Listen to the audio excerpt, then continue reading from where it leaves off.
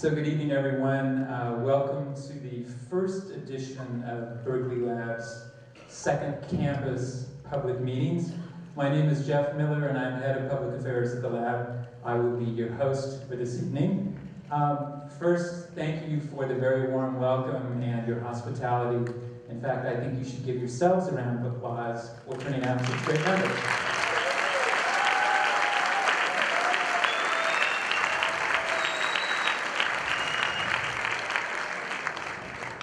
If you take a look at tonight's schedule, you will see that there's a public comment period at the conclusion. I hope that you all picked up a card at the beginning and filled it out.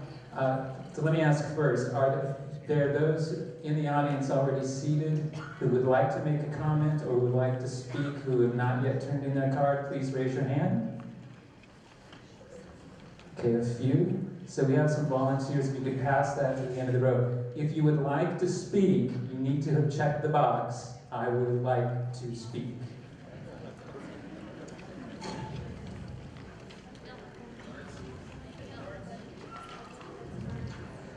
When the comment period begins, your names will be called, and I understand, in groups of 3.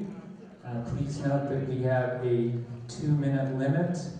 I'm sure there are a lot of you who want to speak, but we don't want to be here until midnight as much as we would like to be. No buzzer is going to go off if you go past the time, but please be respectful of the fact that there's going to be some others who want to speak who will be on behind you.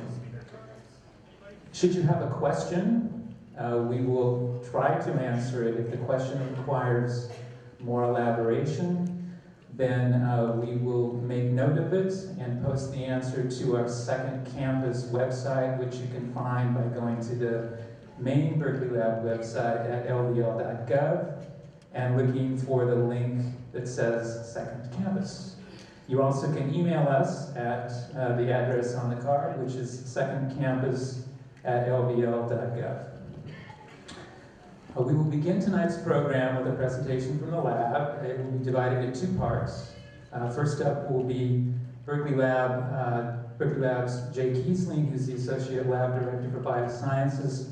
I should add that the consolidation of the scientific programs in the first phase of the second campus will be programs that are under Jay's direction. Following Jay will be Jim Krupnick, the lab's Chief Operating Officer and my boss, so please applaud loudly. Jim will discuss the second campus selection process.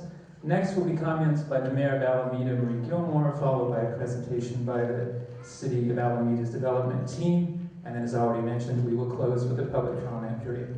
So that said, please welcome Jay Keasling to the podium.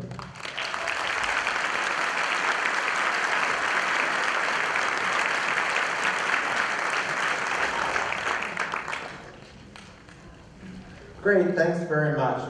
It's so great to see so many of you here this evening. I thought I'd give you a taste of the science programs that are at LBL and some idea of what we hope to place at the second campus and how important this is going to be for the future of the lab. So just a little bit about national laboratories. Lawrence Berkeley National Laboratory is one of 19 national laboratories. We work to invent the future of energy. We seek to deliver solutions that will help restore, balance the world's climate, and promote energy security.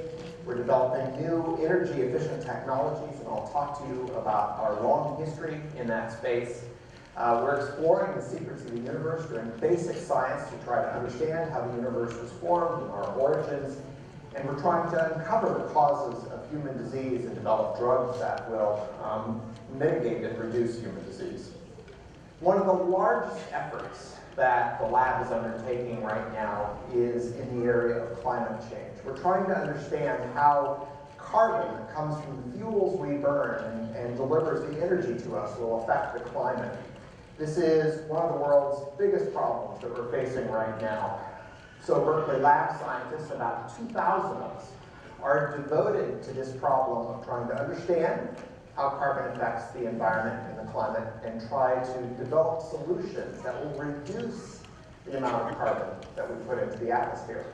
We're trying to understand how engines burn fuels and the amount of carbon that's released, with the hope that we can reduce the carbon that's put into the atmosphere so you can drive farther and emit less carbon dioxide. We're trying to understand how we might be able to capture carbon from the smokestacks of power plants and put that underground and store it over long term. We're developing biofuels that will allow us to reduce the amount of carbon dioxide because these biofuels will recycle carbon, they'll be carbon neutral. We're developing artificial photosynthesis that will take sunlight directly, capture carbon dioxide, and turn it into fuels that you can put directly in your cars. We're working on energy storage, trying to develop better batteries for electric cars, photovoltaics, so we can generate more energy in a cheaper way from rooftops. And because a huge fraction of the world's population wants to have the same lifestyles that we have here in the US, we're trying to get these technologies out to people so that they don't emit as much carbon dioxide in producing energy as what we do here in the US. And of course, one of the biggest factors here in reducing the amount of energy and therefore the amount of carbon dioxide in the atmosphere is energy efficiency. Now, Berkeley Lab has a long history of doing science in the service of the public. And I want to just talk about some of our discoveries here in the lab and how they've affected you directly. So one of the examples is the periodic table. And Berkeley Lab scientists over many decades have added a huge number of elements to the periodic table. So this is the table of all of the elements that we may or may not encounter, that affect us, that make up the chemistry of the world, of the universe, and Berkeley Lab has added a significant number there. And some of those elements are widely used for things like medical imaging and smoke detectors. In fact, technetium-99 is currently used in smoke detectors, and this benefits all of us. We've also pioneered research in energy efficiency, and this goes back to the early 70s. So Berkeley Lab researchers have set some of the standards for appliances. And if you look at the energy use in California, per person, per capita, energy use has been practically flat over the last 3 decades. And that's in part due to some of the efficiency standards for appliances that were developed at Berkeley Lab. In fact, the consumption of energy by refrigerators in the US has dropped 74% between 1974 and 2001. And those refrigerators have all increased in size. We all have much larger refrigerators than our parents and our grandparents had, and yet the amount of energy used is dropped. We've also had an impact on lighting. So the ballast that runs our fluorescent lights. These ballasts, many of these were developed at Lawrence Berkeley National Laboratory back in the 1970s. And it's been estimated that through 2005, this saved the US $15 billion.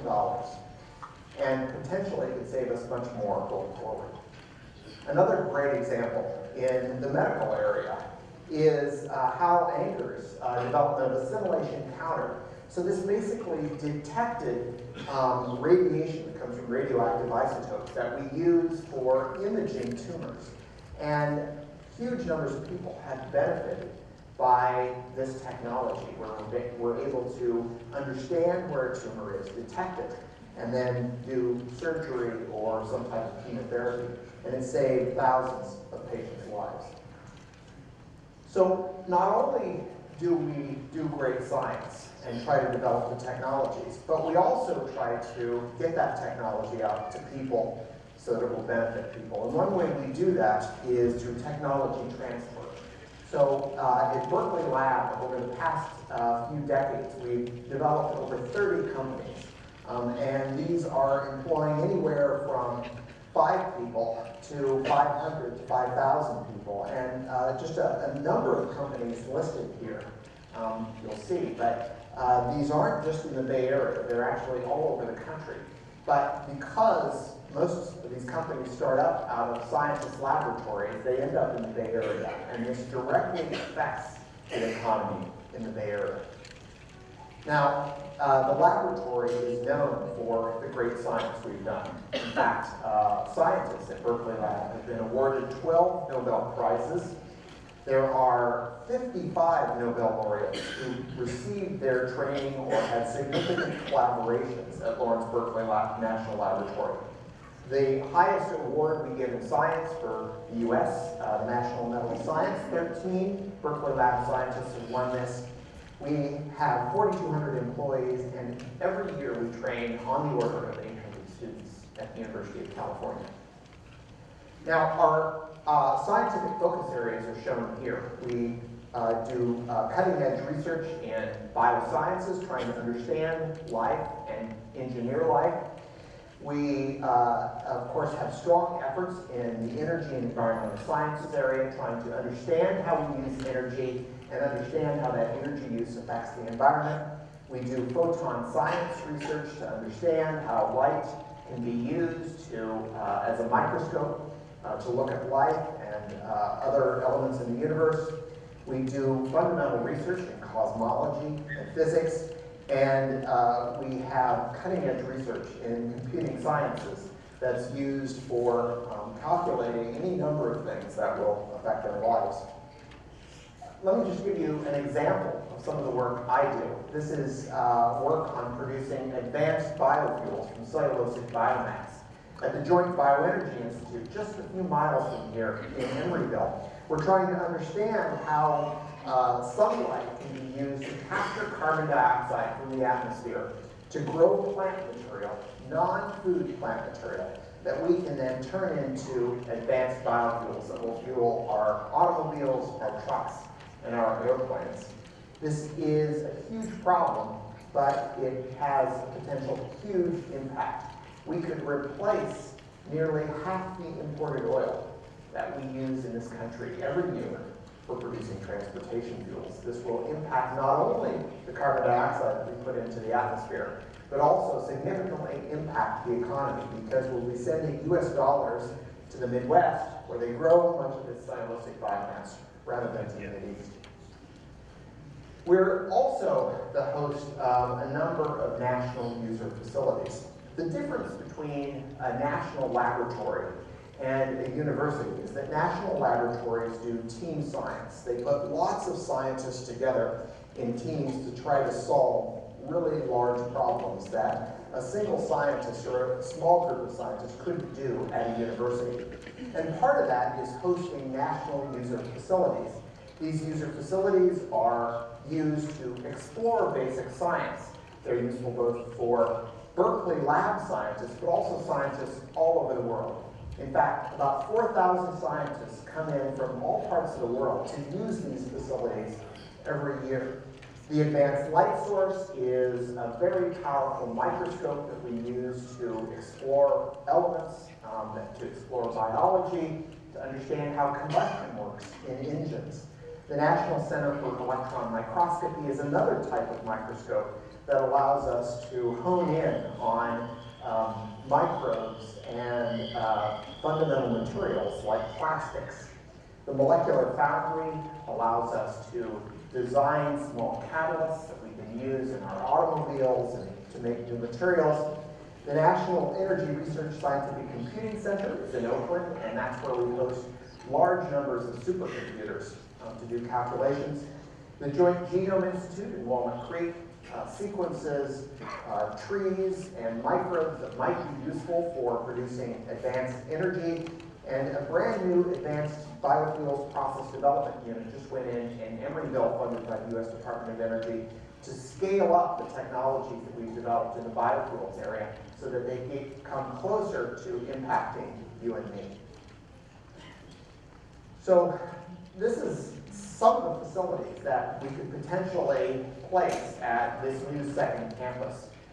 We're trying to think about where science is going over the next 20, 30, 40 years. Some of these user facilities that I just talked to you about that are up at the first campus, the main LBL campus, have been around for many decades. And so when we think about impacting the future, we have to think many decades ahead. We're looking at a new photon science facility. This is again, a microscope that's even more precise, that will allow us to drill down to even smaller things. We're looking at a cancer research facility that will allow us to understand even better how cancer grows, how it starts, and how we can impact that cancer by designing better drugs. A high-energy physics facility that can allow us to explore fundamentals of physics that may eventually end up reducing our energy use, and of course, supercomputing center. Let me tell you just a little bit more about this photon science facility. As I said, this is a new kind of microscope. It's a microscope that can allow us to see things that are very small and extremely fast. We'll be able to track them as they move and as they change, and it will allow us to explore new ways to make clean fuels from the sun, better and cleaner ways to store and transport energy, and ways to explore biological systems to improve healthcare.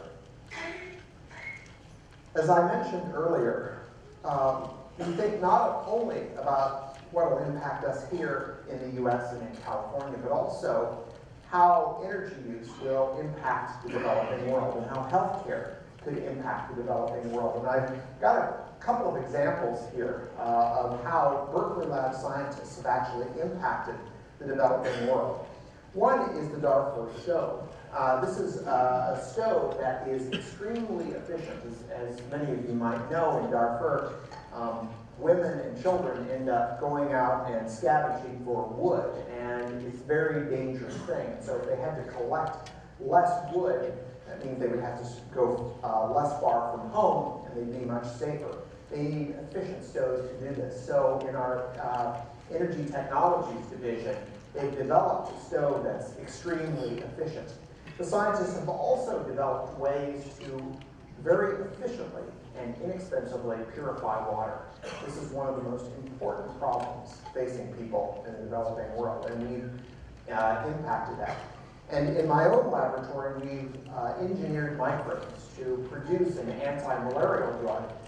And this drug is actually coming out at the end of this year and could potentially save 500,000 children a year in Africa. We're also investing in science education. So we have a program called NanoPi, where we've had nearly 3,000 students, high school students who've attended this to learn about basics of science. We have science workshops and lab visits for grade schoolers.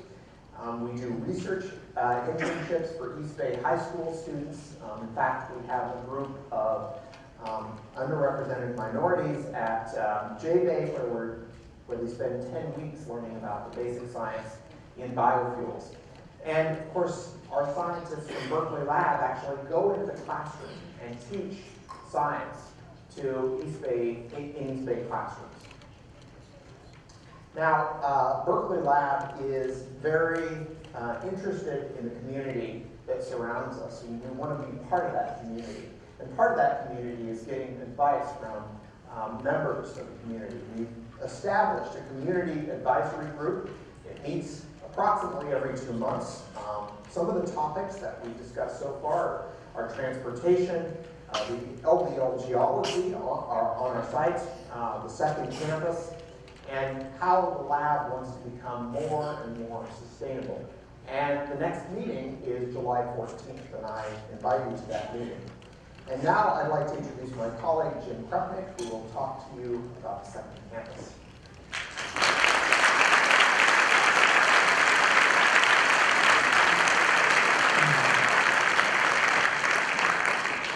Thank you, Jay, and thanks to all of you who come here tonight to learn about the second campus. You really have an absolutely beautiful auditorium here. It's really a pleasure to come and speak to you here. But I did want to provide some more details about the second campus, talk about why we started this initiative, talk about what we're looking for in a site, tell you about the sites that we currently have under evaluation, and then tell you what our schedule is for making the decision. So it turns out that approximately 25% of lab employees don't actually report to work at our main campus. we don't have enough suitable space for all the programs that we already have at the lab. So they go to work at a number of different places, including West Berkeley, where the Joint Center for Artificial Photosynthesis and our Life Sciences laboratories are, in Emeryville, where we have some operations offices, as well as the biofuels program that Jay talked about. The National Energy Research Scientific Computing Center is in downtown Oakland, and the Joint Genome Institute is way out in Walnut Creek.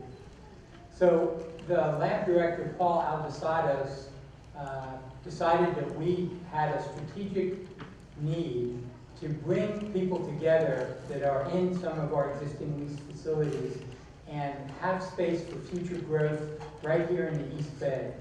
So that really lets LBL benefit from the great resources that there are already in the East Bay, including the university and a really world-leading industry, the workforce that's here.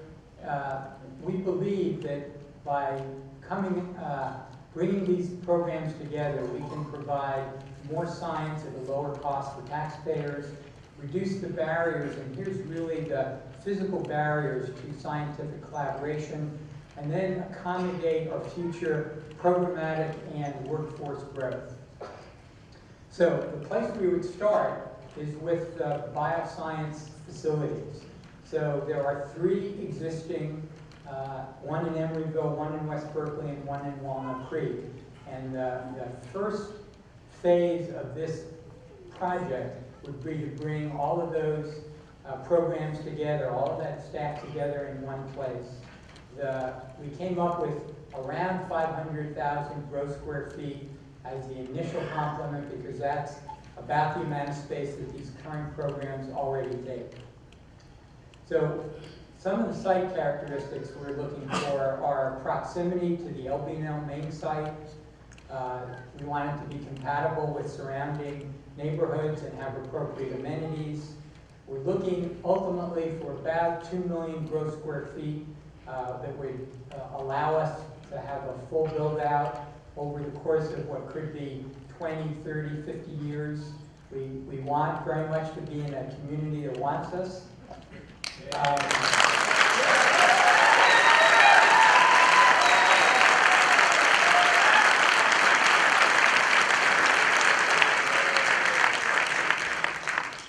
take that as a good sign. So we're looking for good public transit availability, lower cost utilities, and really we want an open site with a true campus-like atmosphere. So these are the sites. We went out with a request for proposals a number of months ago. We had more than 20 responders. We've got the list down to these 6 locations. The UC Field Station in Richmond, the Golden Gate Fields that's really straddles Albany and Berkeley, a site in Berkeley called Aquatic Park West, another site that is both in Berkeley and Emeryville, Brooklyn Basin and the Oakland waterfront, and of course Alameda Point.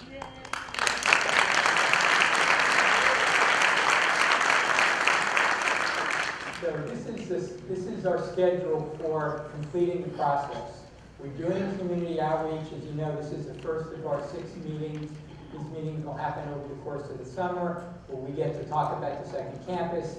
The community gets to hear about the proposals from the various communities and developers, and we can receive your comments and understand community needs.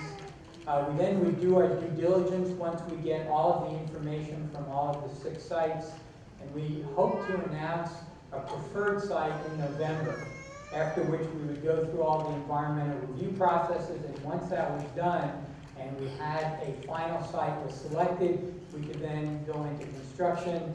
We hope we would be done by early 2016 so that we can move in. So that's the schedule. These are some of the pictures that represent the really great science that's been done over the last 80 years in Berkeley. And we are confident that moving some of our programs to a second campus will really allow us to continue to do outstanding science over the next century. So thank you very much.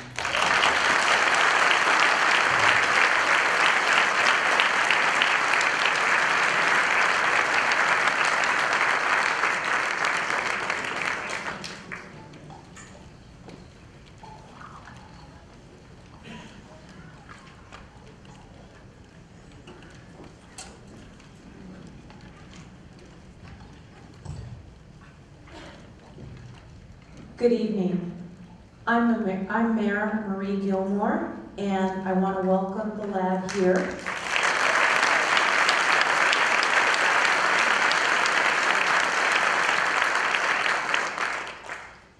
The City of Alameda really appreciates the opportunity to present our ideas for your new home, and we welcome the opportunity to show you how much the community is behind this idea and very, very supportive.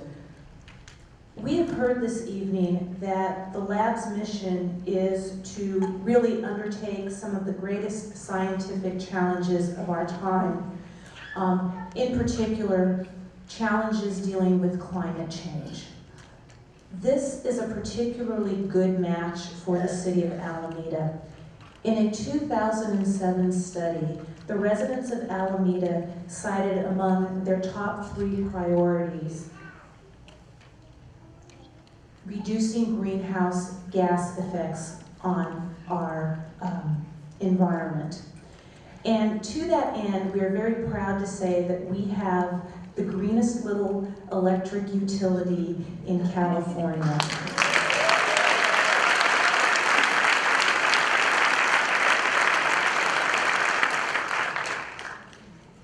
Alameda Municipal Power is very proud to say that 80% of our power, our electric power, comes from renewable resources. And so we feel like we match up very well with the lab's vision for itself. And we also believe that the proposed site here will allow the lab to fulfill its vision for its campus, where it can build and create, and most of all, discover the future. We have that home here for you. We have ample space, and we are looking forward to housing you. And you can see that for yourself if you go out and you take a look at the site. But I think the one thing that this community has that I don't think any other community can offer you is the enthusiasm and support of our residents.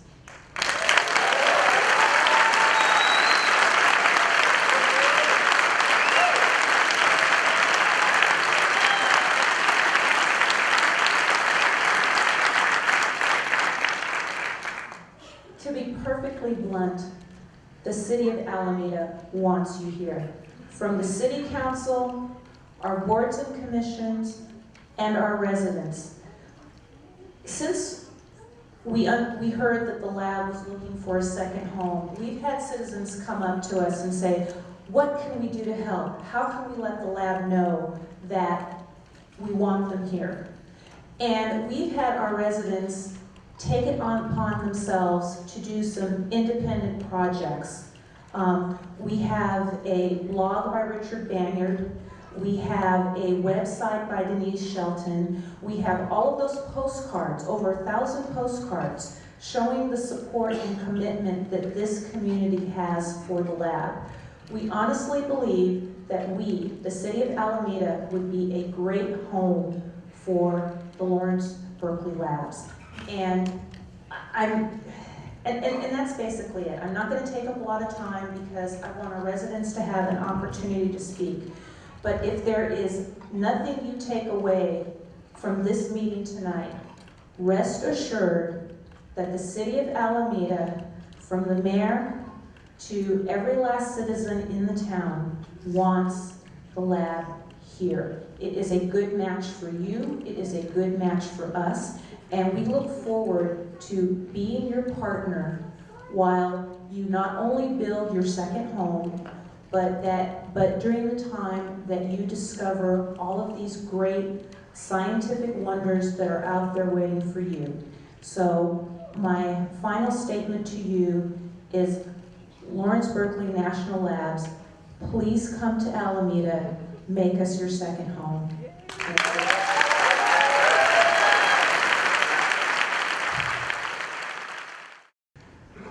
Good evening to our guests from LBNL. My name is John Russo, and I'm the city manager of the proud city of Alameda.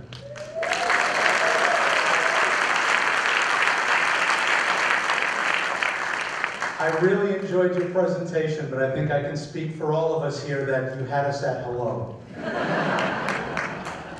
Rather than give you a long presentation, I want to make 2 quick points before I turn it over to our very able staff.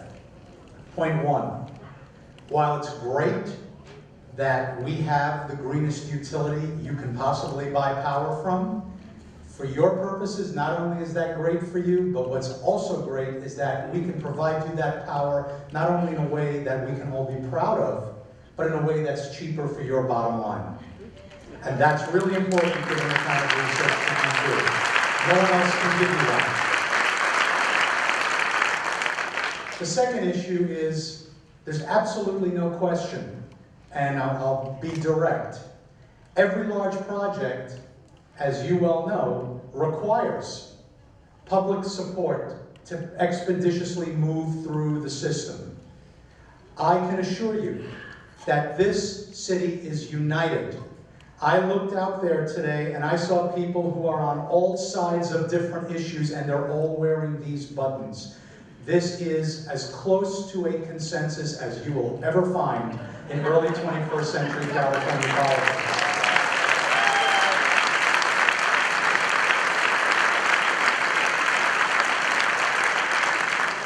Energy is money and time is money. We believe we can deliver this for you very expeditiously. Before anybody believes that what we have put forward here by making the call to our community and have a barbecue and music and a party and buttons, that this is merely sizzle and no steak, I can assure you that the staff for the City of Alameda has been devoted, and I don't use just the word dedicated, but devoted to this project. We have moved one of our most talented people full-time onto this project because we take it that seriously. We know we have no assurances, but we believe that when you look at the quality of the work performed by our team, objectively, putting aside the community, objectively, we will give you the most professional, direct, and appropriate answers to your needs, not just for today, but as the vision of your director is for the future. So rather than to continue, I'm going to give you to the staff, but before I do that, because it's so important, community support, and you had some spontaneous displays, here is a long display of support for LBNL coming here. Folks, give it to them.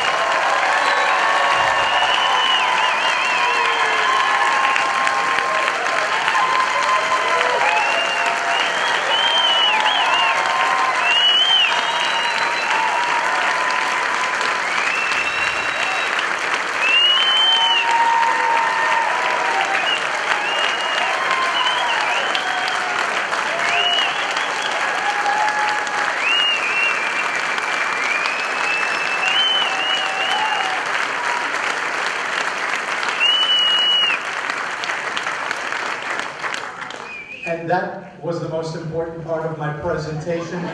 Why go somewhere where you will be tolerated when you can come someplace where you will be loved?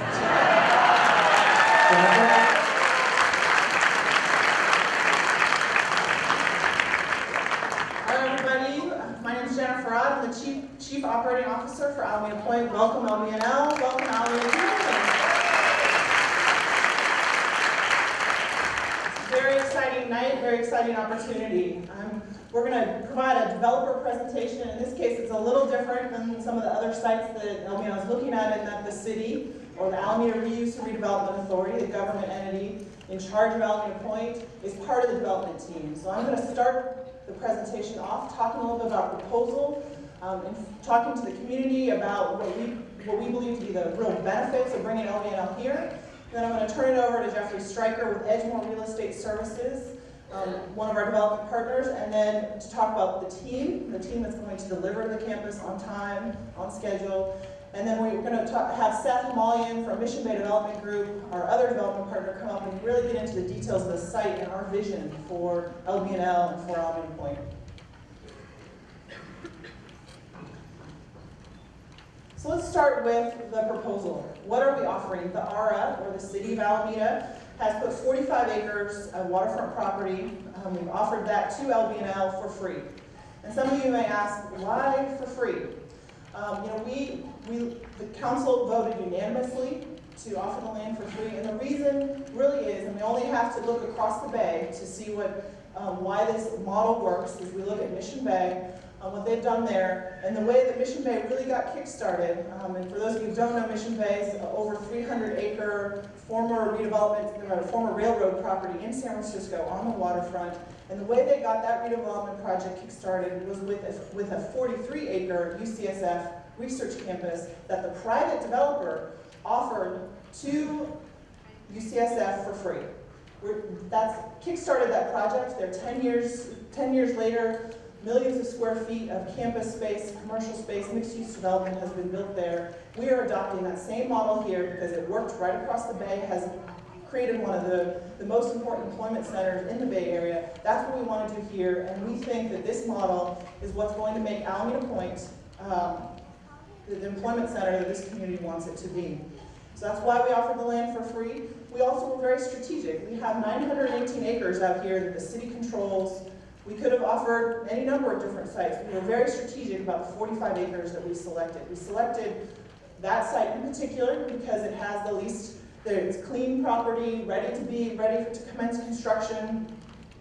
It's outside the 100-year flood zone. There are no historic districts outside the wildlife buffers for any endangered species. This property is ready to go. It is ready to meet the time frame, the very aggressive time frame that LBNL has for delivering its first phase development. We also meet all of the other requirements that LBNL has put in their RFQ. One of the ways that we think that Alameda site really distinguishes itself is its flexibility. Because we have so much property, we have flexibility to accommodate not just their 2 million square feet, but beyond. Not only for UC's future needs, not only for LBNL's future needs, but also their third-party collaborators that want to locate nearby. We have the land to allow that growth to occur right next to them. We also have, as all of you know, access to wonderful amenities. That's why all of you are living in Alameda. We have access to retail. Seth will talk a bit more about that. Parks, trails, we're within the 25-minute distance requirement from the existing campus. And we have, as others have already mentioned, reliable, clean, and affordable power for LBNL, which we know is an important part of what they do. So what are some of the benefits? Let's talk about the first, and because my job is about managing Alameda Point and making Alameda Point happen, one of the most important things is that this will act as a catalyst for Alameda Point. And it's something, it's bringing jobs to Alameda Point, which this community has been asking for since 1997 when the base closed and we lost thousands of jobs. This is bringing that economic engine back to Alameda. It's also will stimulate economic development, not just Alameda Point, but throughout the city. This is a game changer, not just in terms of Alameda Point, but in terms of the commercial market. All of a sudden, Alameda is going to be an epicenter for people wanting to locate near LBNL. They're going to not only want to locate at Alameda Point, but in Marina Village Business Park, Harbor Bay Business Park.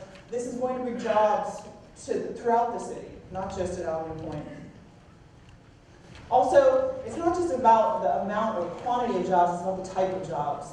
The type of jobs that are going to be located here are jobs that are devoted to solving the world's problems, energy efficiency, renewable energy. These are the exact types of jobs that really fit with what the community's priorities are.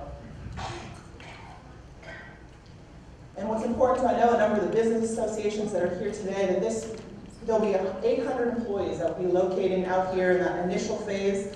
Probably thousands more as the campus builds out. This is adding to we have 1,300 jobs out here already. Adding to that, this is going to create a critical mass. It's going to not only help all the business districts throughout the city, but especially Webster Street, especially Marina Village Shopping Center, increase our retail sales. And we all know with the economic situation that we're in now, that this is help the city and generate sales tax. It's a boon for all of us in terms of being able to continue to provide the level of services that we all appreciate here in Alameda.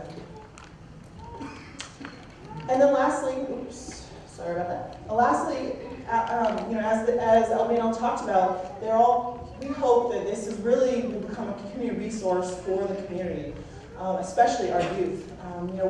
I don't think we can imagine really a better role model for our youth.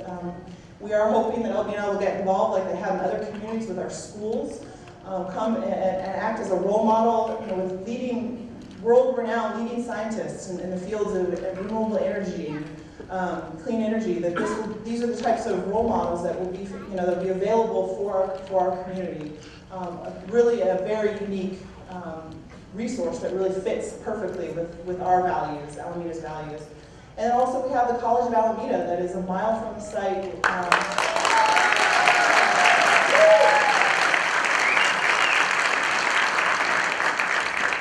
That we know, and I'm sure they'll be talking a little bit tonight about the kind of partnership, becoming a community partner. I know they look forward to working with the lab directly in custom tailoring programs that meet your needs. What a great resource, not only for the lab, but for us to expand our programs, not only for the lab, potential future lab employees, but for our residents and our youth that want to get involved in these applied science fields. So we're just really excited about all these different benefits. We think it's a great opportunity for the city. So now let's talk about the details here, about how we're going to actually get this done and who's going to help us do it. So I'm going to pass it off to Jeff now. Thank you very much, Alameda.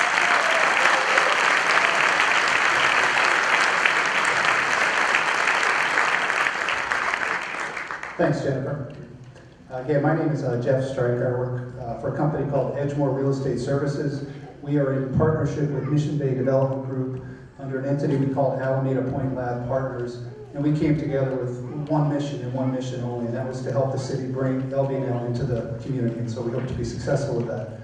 I've been to a lot of public meetings in my career working in the real estate field, and I've never seen a turnout like this and enthusiasm like this. So again, the mayor said it, the city manager said it, but thank you so much for your support of this project.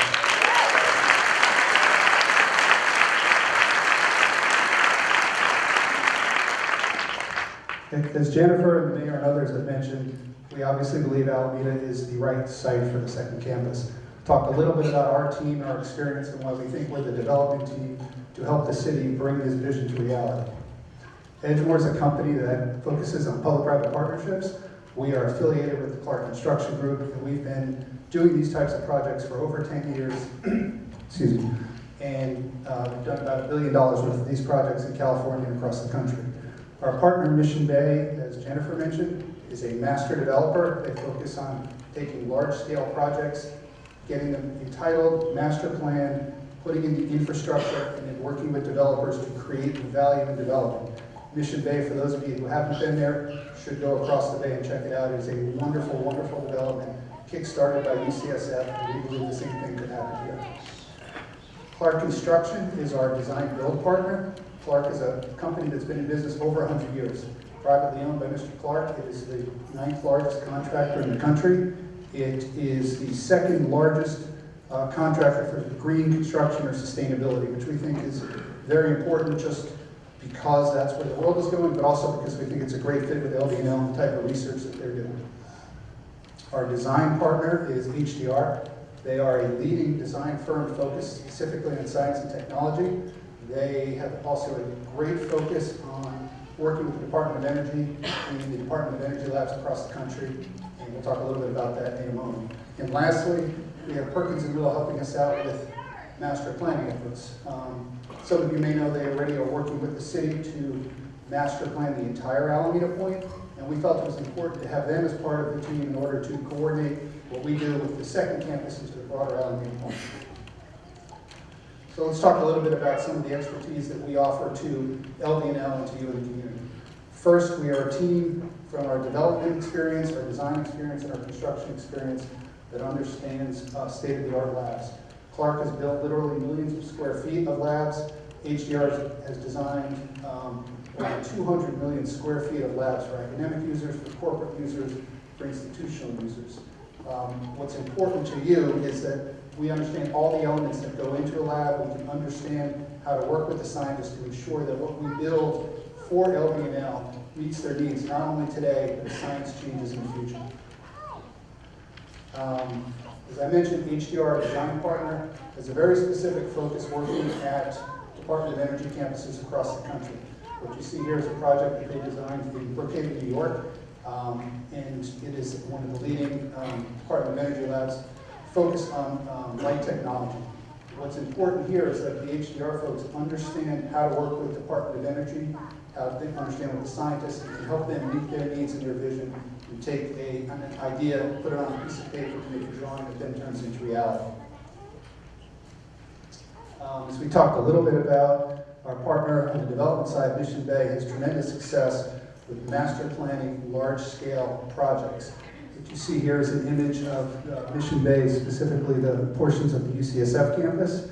And they turned, as Jennifer mentioned, by donating land to the UC system, they turned a development that was 300 acres of a former rail yard into a development that over the last 10 years has put in 4 million square feet, residential units, mixed use, and has been a wonderful success to that area of San Francisco.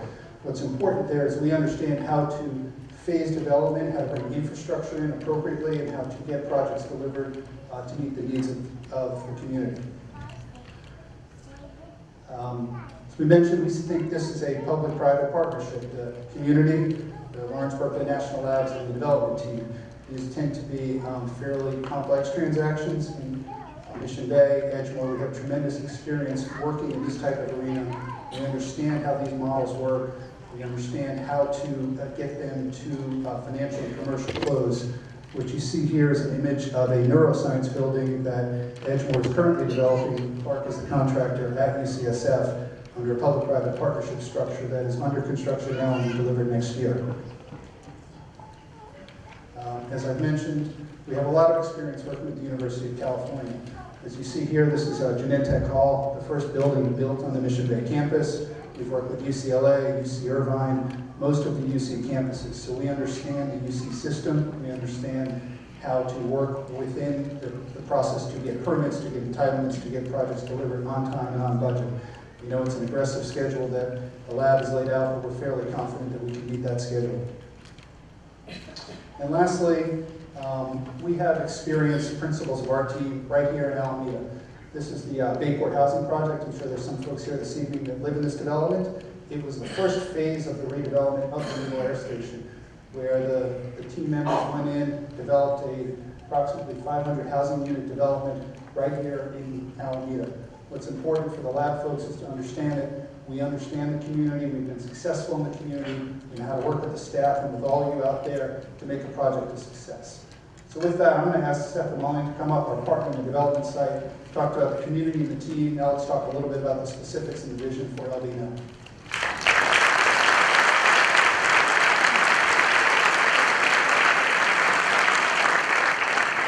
Thank you, Jeff. First of all, I just want to start by saying I could not be more proud to be up here today with all of you here in attendance. Alameda is the place that my grandmother, my uncle, my aunt, my cousins, and then myself, my first home, started a family here in this community. And it just makes me so proud to see this community come together for such an important project. So thank you for honoring us with the opportunity to help work on bringing LBNL to this community. I'm going to talk a little bit today about the site. The site was already described to you as part of the larger Alameda Point, focused here down by the waterfront, providing opportunities for views and opportunities for collaboration and expansion around it. This site was chosen very deliberately, as Jennifer described, to be able to meet the time frame outlined by LBNL.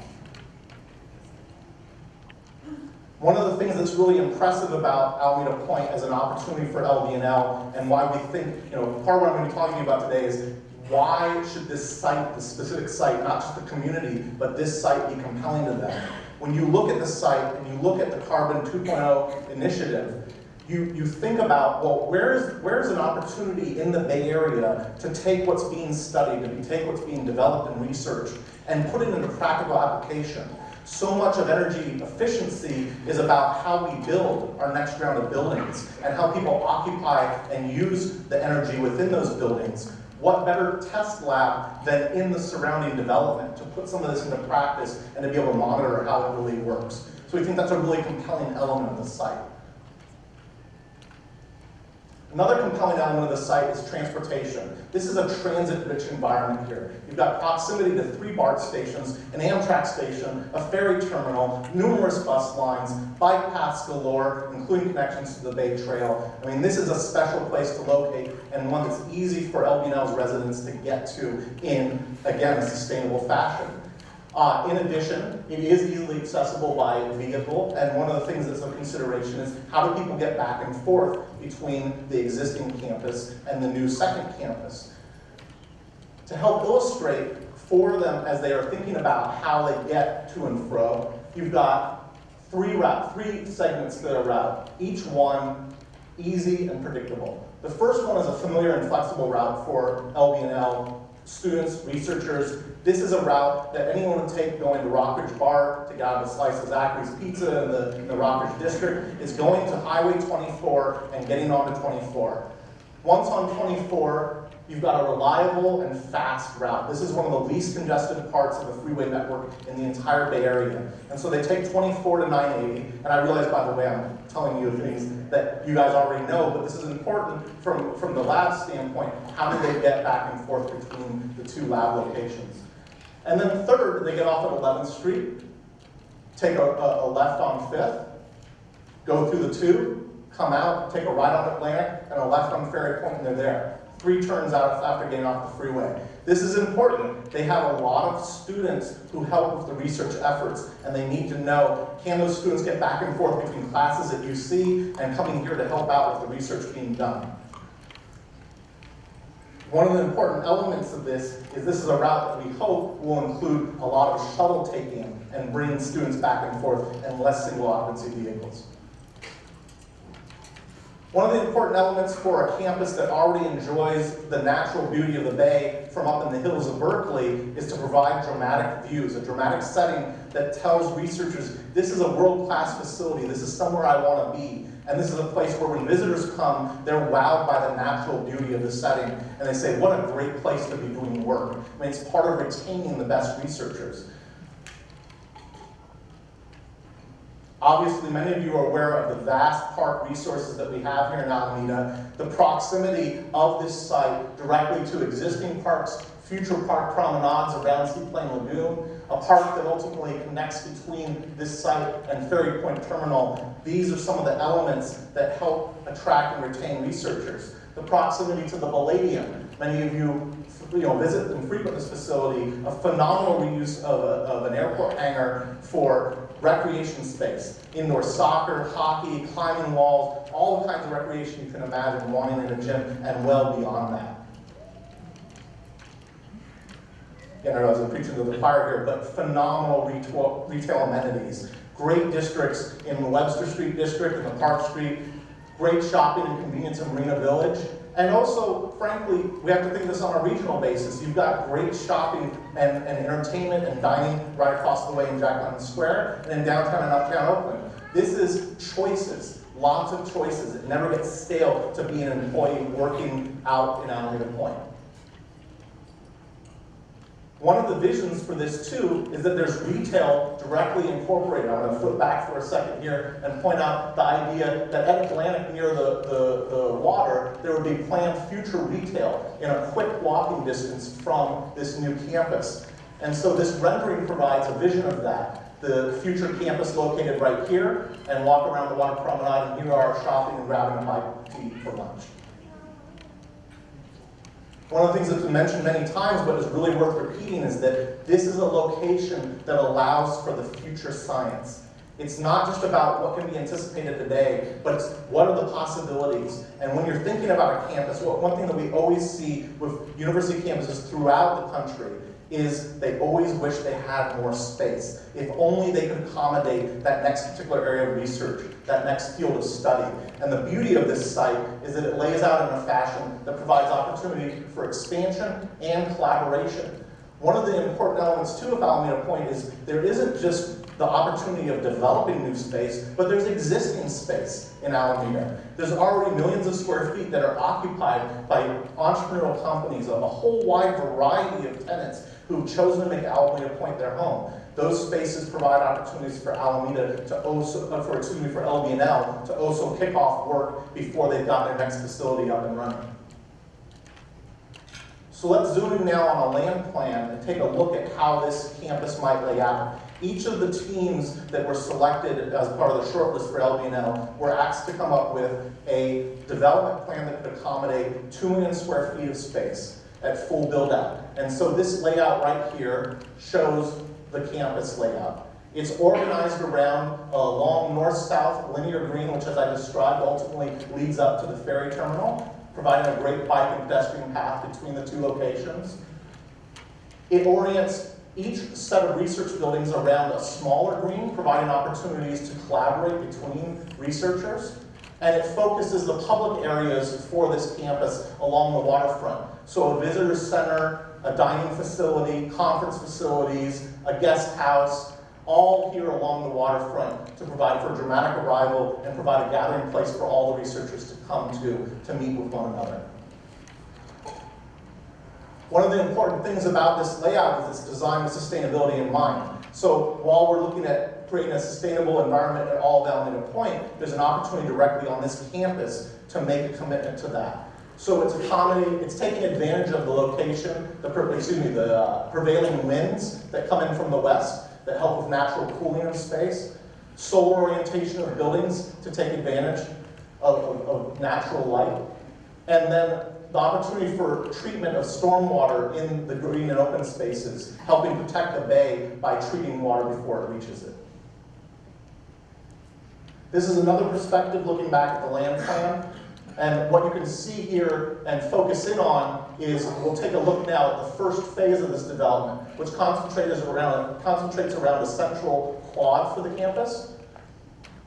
This is a two-dimensional image zooming in of that. The idea, again, is that you have the public visitor center and dining facilities here right on the waterfront. The three uses that were being described surrounding this quad, encouraging collaboration and giving all of those researchers great access to the amenities here and the amenities directly to the north. It focuses other uses supporting it off away from the waterfront side. And so here's an image if you were to sit inside the quad, looking out from the building and taking in this great setting for going out and meeting with your fellow researchers for a quick bite to eat, looking out at the great vistas of the bay. I mean, what a great place to work. So with that, I think we're going to move on. Thank you.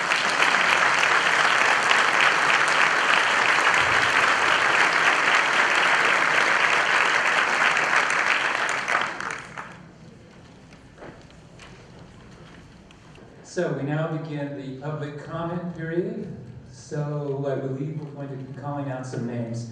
And don't be bothered as I take off my watch. It's really not meant to monitor your 2-minute timer.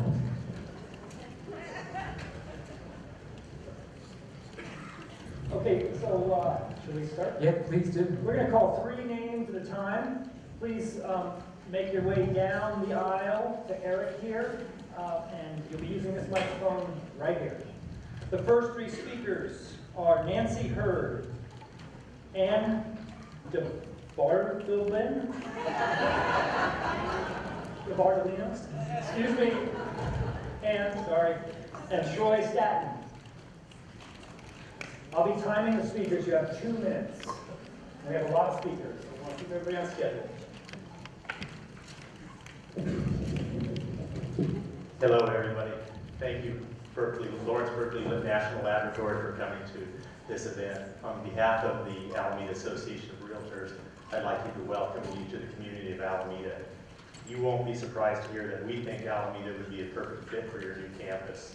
Alameda offers many great features, such as a great centrally located spot with infrastructure to serve Berkeley Labs for years to come. Alameda embraces environmentally sound practices and encourages green businesses.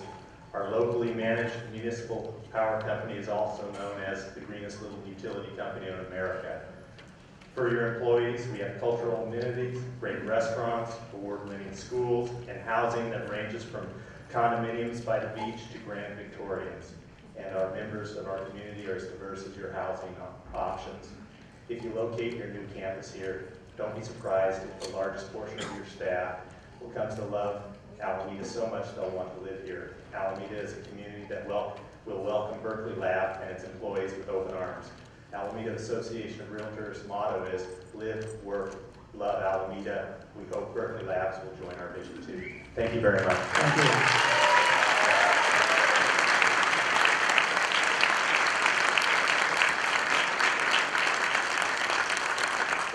My name is Ann Bartleven, and I'm here this evening speaking with great pride and pleasure as part of the Alameda Education Foundation. The foundation was established by this community over 25 years ago as a way to help support success in our public schools. We're very proud of the programs that we've developed over those years, and they have helped our students succeed. You have heard from many speakers the wide variety of reasons to come to Alameda and why we would want to have you here, and I won't repeat those as they've been said so well. For us, I believe one of the great reasons that we would look forward in the foundation for having the Lawrence Berkeley National Lab located here in Alameda is because it would give our students who dream to change the world with science the knowledge to know it can happen because it's happening every day in our community. We'd love to see you come and join us. Thank you. Thank you.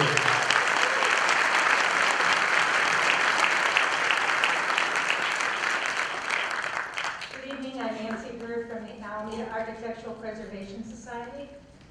The Alameda Architectural Preservation Society enthusiastically welcomes Lawrence Berkeley National Lab to build its second campus on Alameda Point. Our organization of over 200 members began in 1972 as developers planned a large housing project on Bay Farm Island, and a number of Victorian houses were being replaced with unattractive apartment buildings. The group was instrumental in getting an amendment passed to the city charter that limited the development. We now actively provide public awareness and technical assistance to residents as they navigate restoration projects to ensure that the exterior changes to older buildings are sensitive to the original designs. We work with the city to eliminate illegal demolition, search for incentives to preserve old buildings, and maximize adaptive reuse.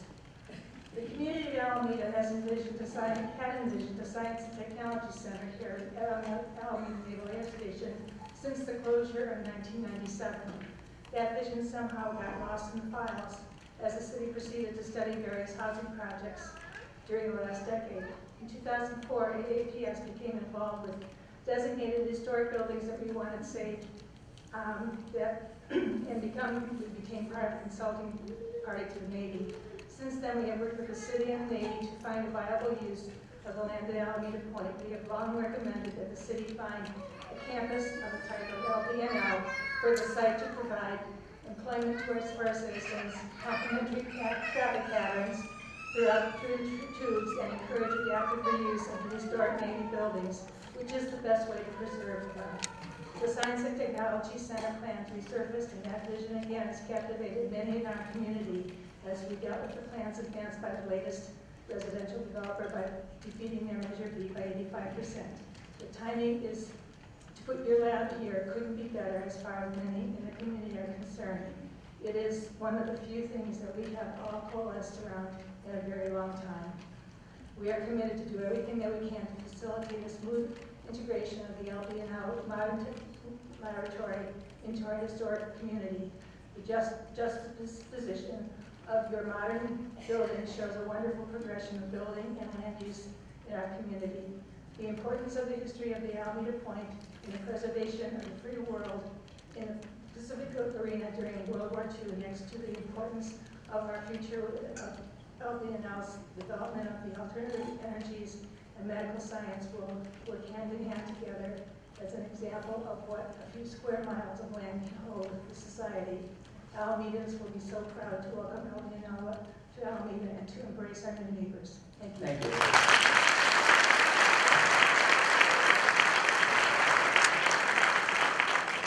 The next three speakers, Dr. Janet Jackson, Ms. Gretchen Lippo, and Mr. Steve Andrews. Good afternoon, Alameda.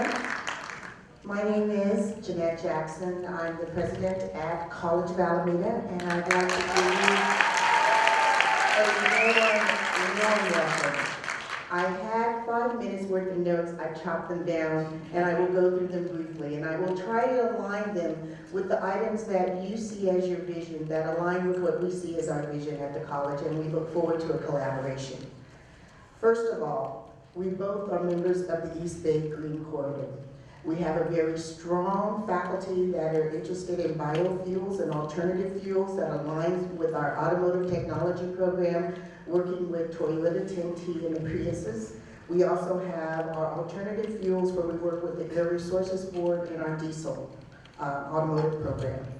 At 860 Atlantic, we are building a collaborative with our sister college, Merritt College, and we will house a genomics program, a microscopy program, and we also have a burgeoning biotechnology program. And we absolutely would love to have you to come over and meet with our faculty and also maybe even teach some of our classes because we want to be on the cutting edge. We want to provide that to them, and we need you to be here to be able to do that. We see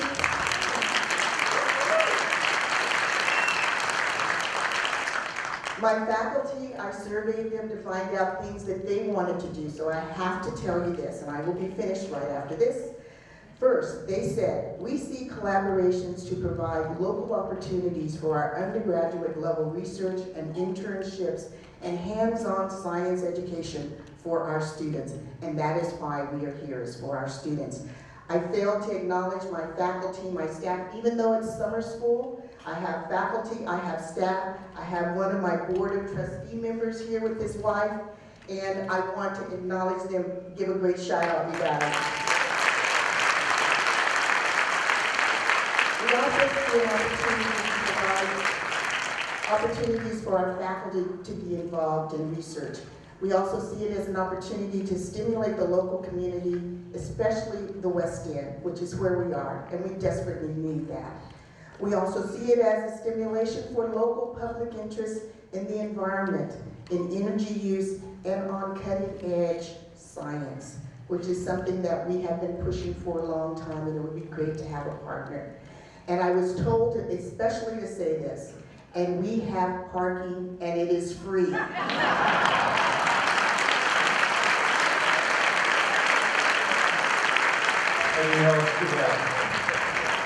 So I will end with this. As the president of the college, you have my solemn oath that we will work with you. You're not talking to second level people, like the mayor said, like John Russo said, you're talking to the leaders of the community, and we want you here. Thank you. Thank you.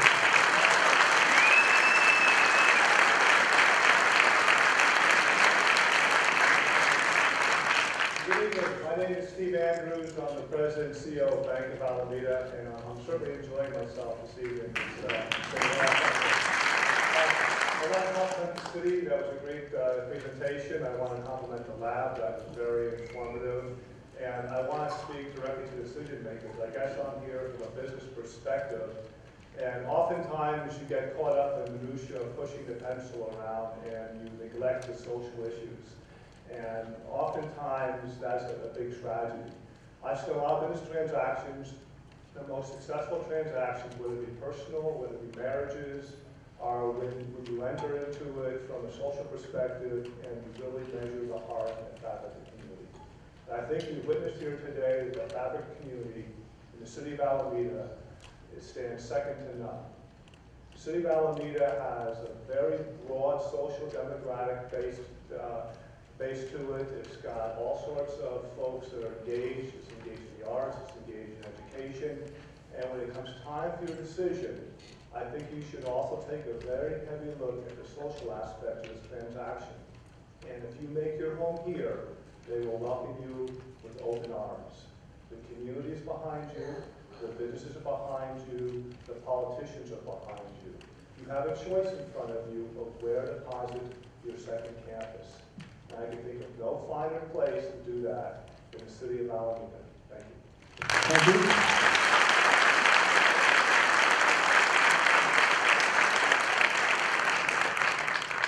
My name is Gretchen Lippo, and I'm a member of the ACT, Alameda Citizens Task Force, a new organization of Alameda citizens devoted to transparency, fiscal responsibility, and citizen activism. Long before the lab was on the radar screen, many of us were advocating adaptive reuse, open space, development of jobs. In some ways, we've been waiting for you.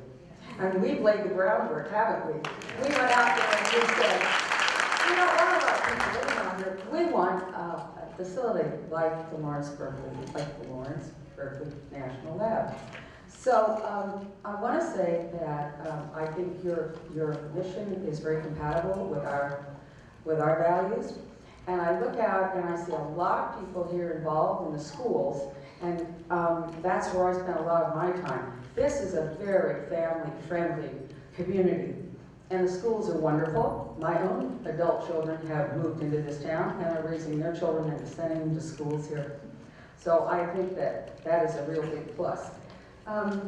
So I just want to say that I hope that it works out, that you can move into town here and become part of this, because you'll be very happy. I will say that. Okay? Thank you. Thank you.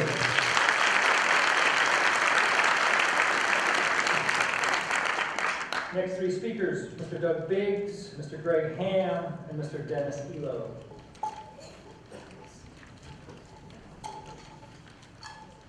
Good evening, my name is Doug Biggs. I'm the Executive Director of the Alameda Point Collaborative, and I'm here tonight representing our 500 residents, 50 staff, our board, and other stakeholders, some of whom are in attendance with me.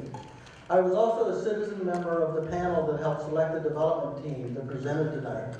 And while I have to say they are an excellent team and far outweighed all the others, competition was really tough. And the reason it was tough, because a lot of development teams recognized what a wonderful opportunity this is and why Alameda is so important as a site for LBNL. My organization, the APC, is an innovative and resourceful community providing housing for formerly homeless families. And we're excited to have you as our neighbors out here. Innovation and resourcefulness is a hallmark of many of the organizations and companies located out here. And we firmly believe that the LBNL second campus, as you've seen tonight, would fit into that vision very well. When, not if, when you become our neighbors, you will find out that we have a lot to offer you. Our social enterprises will be ready to provide you plants for your landscaping needs. Refurbished bikes for your employees, ideal for lunchtime rides around Alameda. And wholesome food from our commercial kitchen and organic farm for meals and events. Our residents, with a myriad of skills, talents, and experiences, will help fill your workforce needs. But perhaps the greatest resource we can provide, and Jennifer touched on it a little bit earlier, we can offer, and the one that I'm most excited about, is the almost 300 children and youth that live with us, who would welcome you with open minds, excited to learn from employees wanting to venture beyond the campus to transform and inspire the lives of the next generation. Thank you for the opportunity to address you tonight, and thank you for giving serious consideration to making Alameda home to your second campus. And again, welcome to the neighborhood. Thank you.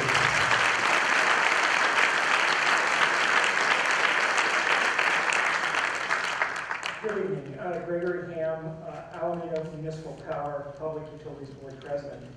On behalf of the city's Public Utilities Board and the staff of our municipal utility, Alameda Municipal Power, we are very much looking forward to serving Lawrence Berkeley and to having you as a partner and customer. The board and AMP are honored to offer you the benefits of what we view as the nation's premier municipal electric utility.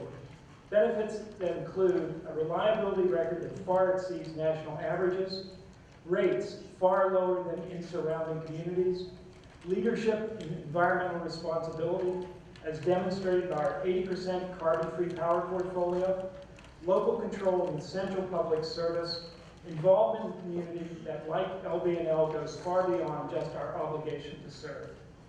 AMP has been an electric power innovator, bringing electric lighting to Alameda almost 125 years ago, and investing in renewable power far ahead of neighboring utilities.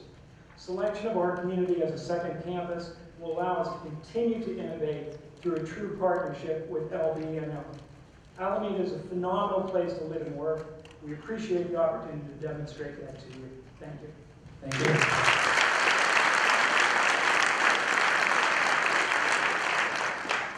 Good evening, my name is Dennis Elo. I come wearing two hats. First, I'm a part of the executive team at your local community hospital, Alameda Hospital. Been serving the community here since 1894. And a little bit of information about it. We have the best door-to-doctor time than any hospital in the Bay Area. So if one of your 800 patients or 800 members has an accident, we're ready to serve you. Secondly, I come as the president of the Alameda Chamber of Commerce. A lot of our board sitting over here and members in the business community. We are enthusiastically in support of your project here, and we want to welcome you to Alameda. Thank you very much. Thank you.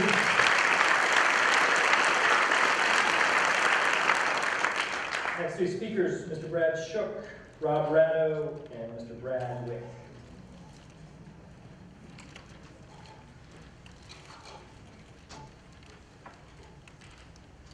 Hi, my name is Brad Shook, and I'm president of Blading Sports Club and the president of West Alameda Business Association. I'm here tonight representing both organizations. First, I'd like to tell you about Palladium and how we ended up in Alameda. Palladium opened in Alameda in 2001 and was one of the original tenants at Alameda Point. We relocated the business to Alameda from San Francisco's Mission Bay and have built a successful club with over 9,000 members, many of whom live and work in Alameda. I personally relocated my family to Alameda from San Diego, which many of you know is a tough place to leave. But I'm very happy and lucky to live in such a wonderful community. My wife and kids also live here and love it. The school systems, beaches, parks, restaurants, theater, and a really cool sports club all contribute to a great lifestyle.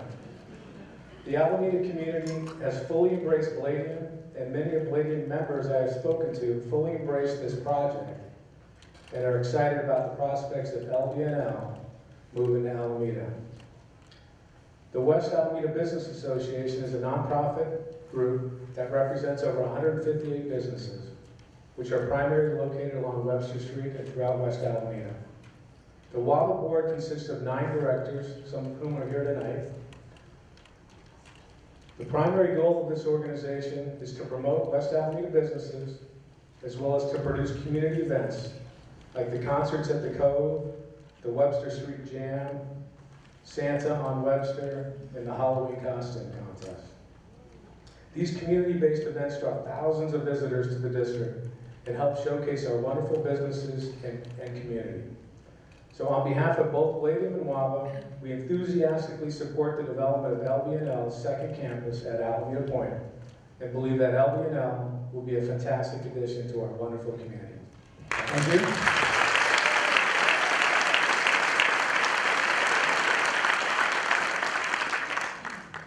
Good. Let's do this. Hi, I'm Brad Wick, General Manager at Alameda South Shore Center.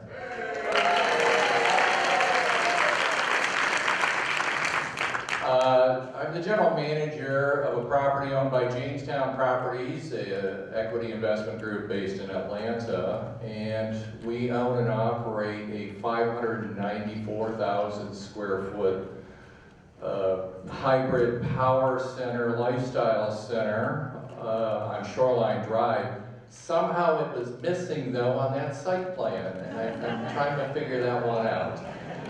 We offer world-class dining, world-class retail for all of your soon-to-be employees who will be living here, it sounds like.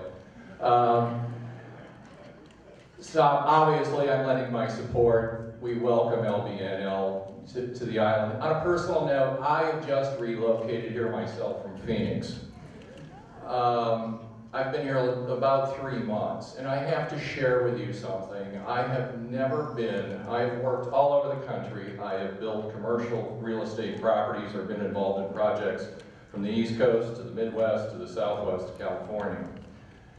I have never been this warmly received or helped or engaged by not only city officials, but service organizations, other business associations on the island, as well as the community at large. And that speaks a lot to this community, and I believe you would obviously be welcomed just as warmly. I can't speak to the other communities you may be looking at to make your decision about the second home for LBNL. I can speak for Alameda. Picking Alameda will be the best decision you make all year. Thank you.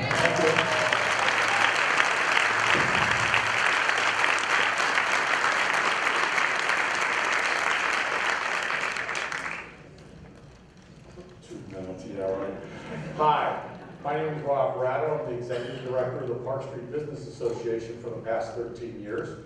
Hi, guys. And I represent 400 plus businesses in the Park Street District. They can't wait for your employees to find all of our wonderful shops once you come to Alameda. We're really looking forward to that. I represent our board of directors who are here tonight. There's 400 businesses. And I couldn't agree with more with what everybody said. But one of the things I want to make clear this evening is I've been here for 13 years. I know the council. I know the staff team. I've gotten to know the development team. I've gotten to know Mr. Russo very quickly. And I've never seen a commitment from this town in 13 years since I've been working for Park Street that they want to get not only your state-of-the-art, cutting-edge facility here as the linchpin of what I'm convinced will be cutting-edge development at Alameda Point. And you may be the first, but you're not going to be the last organization that comes out and develops Alameda Point. And to make this point clear, there are people in this room right now that never thought they would be wearing the same damn button on the same project as Rob Ratto would be. So guys, we can't wait for you to come here.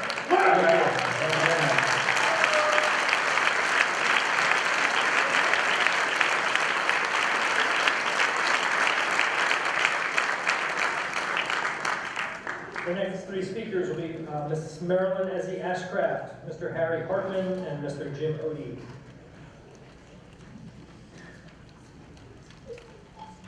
Good evening, everyone. I'm Marilyn Ezzie Ashcraft. I'm president of the Planning Board. The Planning Board unanimously passed a resolution enthusiastically supporting Lawrence Berkeley National Labs locating its second campus here because we understand that LBNL's presence would be a game changer in the development of Alameda Point by creating so many wonderful jobs that will contribute to a vibrant mixed-use development at Alameda Point. To the Alameda community, you have heard about all the exciting, cutting-edge, socially responsible work that the labs do. I think we can all agree that it would be an honor to have this work done in our city, right?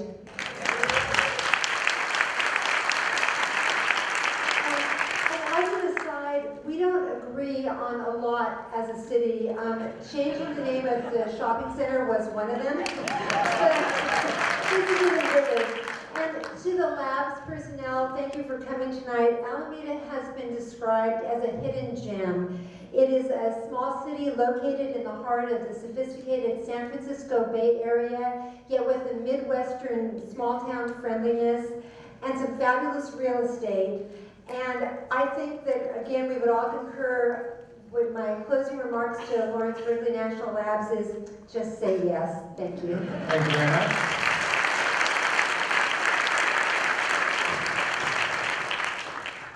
Jeff, Jay, and Jim, thanks for being here tonight, and I think you already saw a lot of the enthusiasm from the community.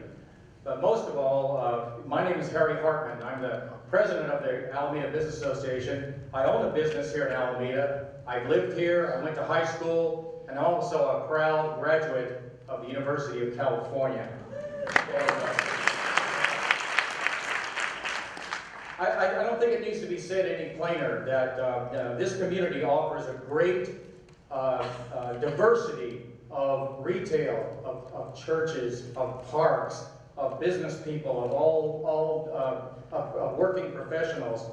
And when your people come here, they'll be able to avail themselves of that. But more than that, again, a shining star for the entire Bay Area community, a great upside potential for the development of Alameda Point, and again, these cutting edge and technologies that are continuing to emerge in the world will be right here in Alameda. I think we'd all be very proud of that. And again, my final comment, and I just got to say it, go Bears!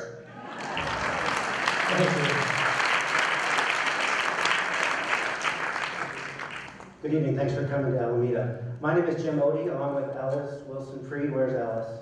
Did she leave?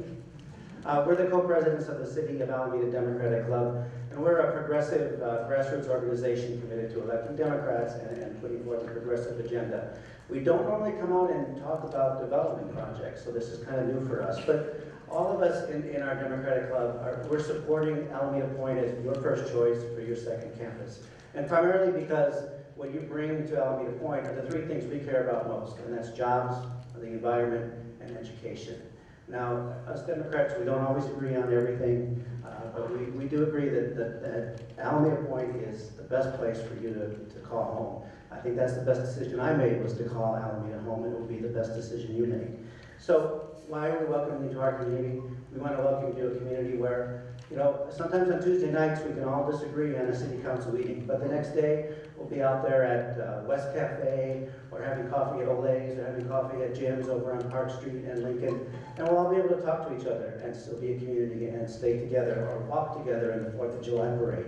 That's the type of community we have.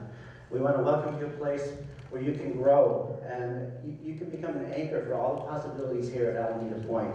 And we want to welcome you, whether we've been here 3 weeks or 3 months, or I'm sure there's some people here that are 4th or 5th generation Alamedans. I hear from them. Where are they? There they are.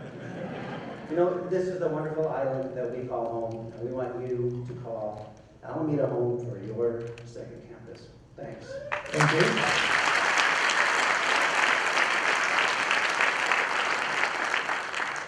Mr. Ron Mooney, Mr. Jerry Nussbaum, and Mr. Len Brzanka. Excuse me.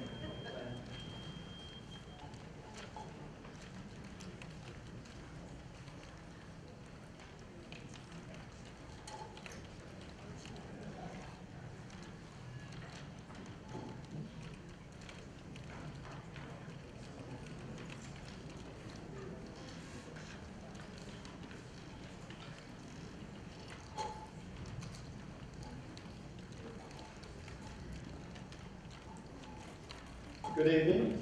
Welcome. My name is Ron Mooney. I'm president of the Alameda Unified School District Board of Trustees. And our superintendent is back at the University of Kansas this week, otherwise she'd be here. She may be studying or looking at some biomasses back there for the research. I'm not exactly sure. Actually, she's doing research, educational research back there. But you know, we are very excited and hopeful regarding the possibility of LBNL to come to Alameda as its second campus. As your presentation showed, I think as researchers and educators at your heart, you understand the possibilities of what you can bring to our students here in Alameda. And I think our schools could also support you and your employees and provide a great education. But we're really hopeful of your ability to come here. And I think as this community has come out tonight, it is amazing to me that we are solidly behind you. So please make Alameda your first choice for your second campus. Thank you. Thank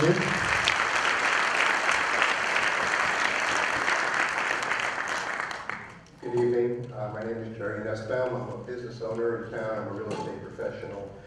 But I want to just speak a little bit about what's already been mentioned over and over about the consensus that's been built up by this community in favor of your coming here. And When I moved here in 1992, I knew very little about Alameda. I just had bought a property here on the West End with my fiancée, soon became my wife, and I knew very little. She had lived here for a few years, and one day, soon after I moved in, the house started to shake, and there was a roar from outside, and I said, "What the heck is that?" And she said, "Oh, that's just the base." She had was working on the base, and they were just tuning their jet engines.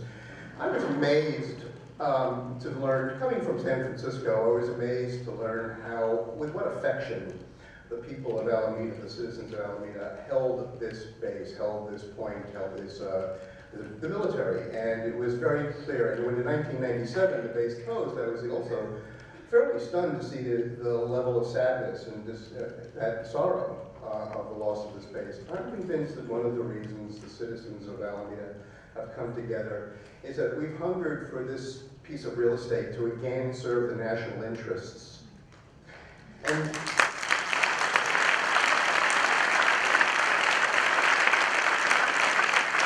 your presentation made it so clear that the work that you do serves our nation's interests, and we would just welcome that. Thank you. Please come.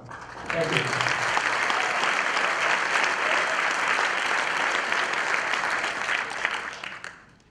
I welcome the Lawrence Berkeley National Laboratory to Alameda, and I hope you will decide to site your new facility here.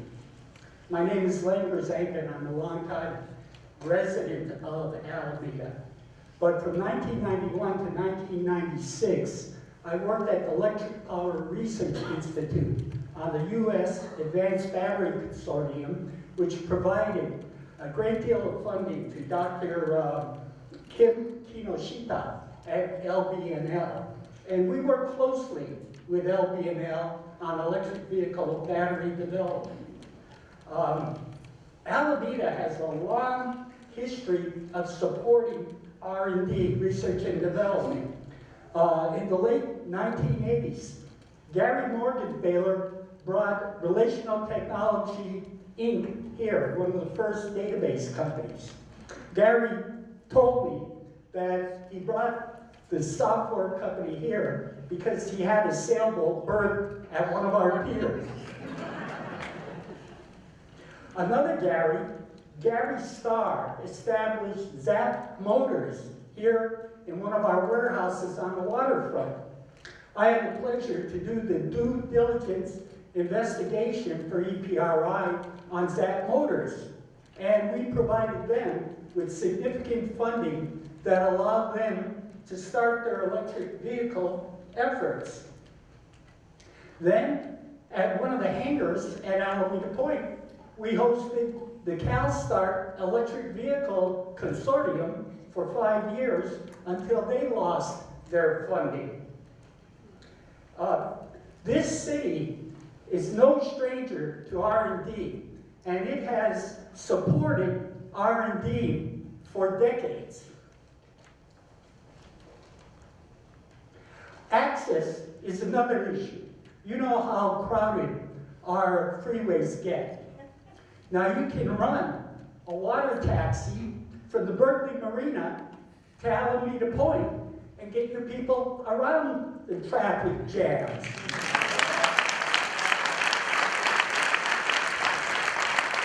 I remember taking the ferry into San Francisco one lovely morning and seeing a 6-foot sturgeon leap right up in the air off the bottom. It's experiences like that will make it an enjoyable commute for your people.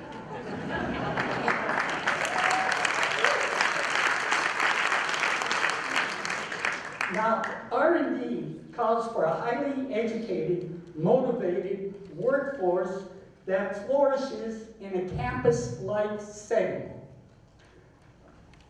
Not only does Alameda have the human capital you rely on, just check the census demographics and educational levels in Alameda, but is there any better place in the Bay Area to cite such a knowledge-intensive effort? Thank you. Thank you.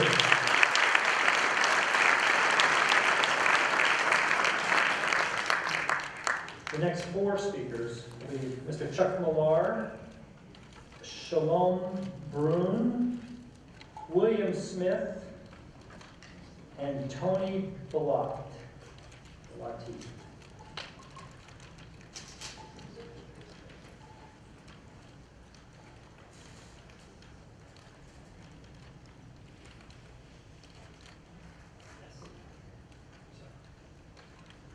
Hi, my name is Chuck Millar. I don't think I really have anything to add. Everybody has said such wonderful things so far. I don't know if Rob Ratto left, but I stand by.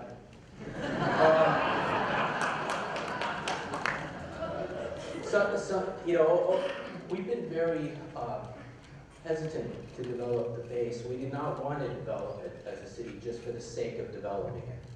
And we may not have known what the right thing was, but we've been waiting for it to come along, and I think it's here.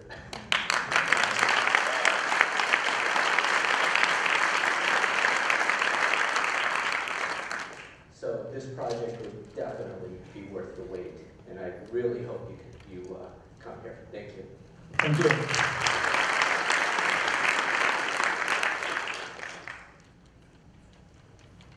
Hi, my name is Shalom Brune. I don't come with a fancy title, except Mom, which is pretty fancy. I'm a citizen who has been listening and absorbing and cares a great deal about Alameda. And I appreciate your being here. And I make one request on behalf of the Alameda Parents Network, which has had some fantastic conversation and has many questions, which I think can be answered in time. But my request is that we keep the conversation open at all times. If the lab comes here, when the lab comes here, which I think would be fantastic and support it fully, that the conversation doesn't stop because the lab has arrived, but the conversation blooms and continues and grows as much as the lab grows. That would be my request on behalf of the parents and citizens of Alameda. Thank you. Thank you.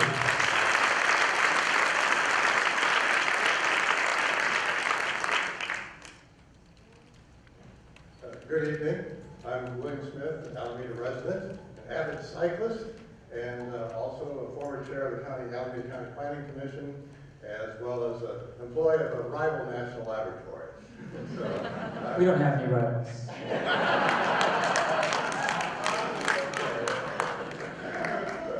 Anyway, I'm very excited by the vision that this brings, the opportunities it brings to Alameda, and some of the things that you can do, the cutting edge environmental research. But I'm also, as a former past chair of the County Planning Commission, I know there's a couple of obstacles we're going to face here that Joy recognized. So I just wanted to comment and let you know that there's people in the community who are willing to work with you to overcome these. But one of the big things that we have, of course, is the transportation.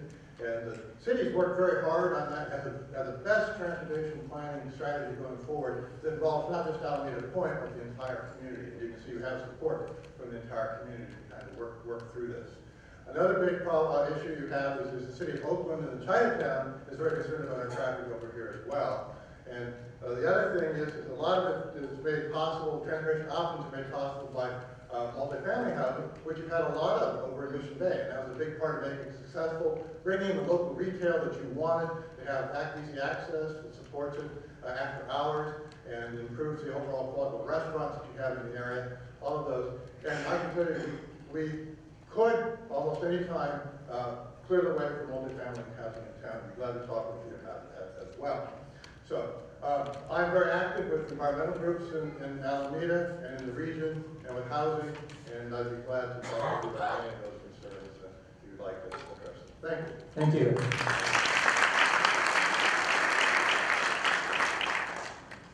So we have 5 questioners left? I think we have 5 more speakers. Okay. And I think Tony Balot, who are not available on Baywood Road. Ms. Kathy Wagner, Mooring, Jake Gardner, Michael Britt,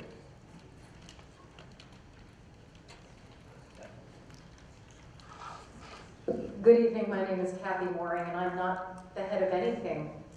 Gosh, that feels good to say. I am the immediate past president of our Alameda Rotary Club, however, and I don't want you to think that when you come here, you'll get away scot-free, and that you'll just be able to be here in your little kingdom. But we will really want you as part of the community. You can see what this community represents, and we have very many nonprofits in this town and service communities, and that's what makes us a community, and that is what will enrich your lives and the lives of your employees. It is being part of this town. I often, you're this great think tank, and I'm sure that you have computers that will do the analyses for all of these different areas that are beyond our comprehension. I hope that you do put something in there for safety, by the way.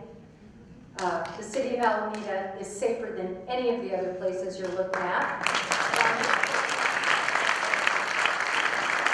Yeah, safe, big, all caps. But, now I forgot what I was going to say. One of the ways that I analyze things, and I don't have computers at my access as you do, I often look at things and I think about, will I regret doing something? Will I regret not doing something? And I think that if you do not choose to come to Alameda, you will deeply regret it. Thank you.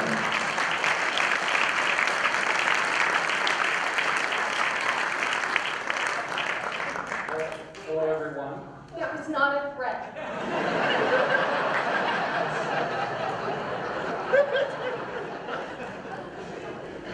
So, I'm so glad that you're here tonight. I have looked forward to this for a long time. I've lived in Alameda for about 13 years, and I've sort of listened to the noise of Alameda Point, and this is the most exciting thing I've heard of. My name is Michael Britt. I'm an optometrist and a business owner in Alameda. I'm on the board of the Chamber of Commerce, and I'm a past president of the Alameda Bay Townhouse Association, which is just around the corner from here. And I just wanted to point out that Alameda is flat, which makes it very nice for bicycles. So,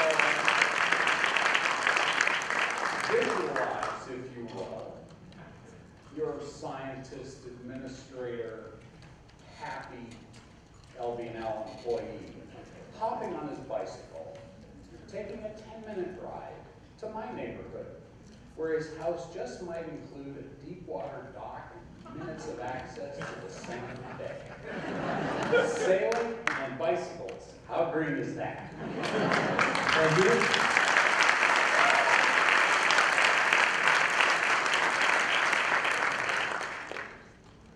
Last four speakers. Ms. Helen Souse, Daisy Martinez, Mr. Tony Gasog, and last but not least, we saved the last, best for last, Lil and Norma Arnridge.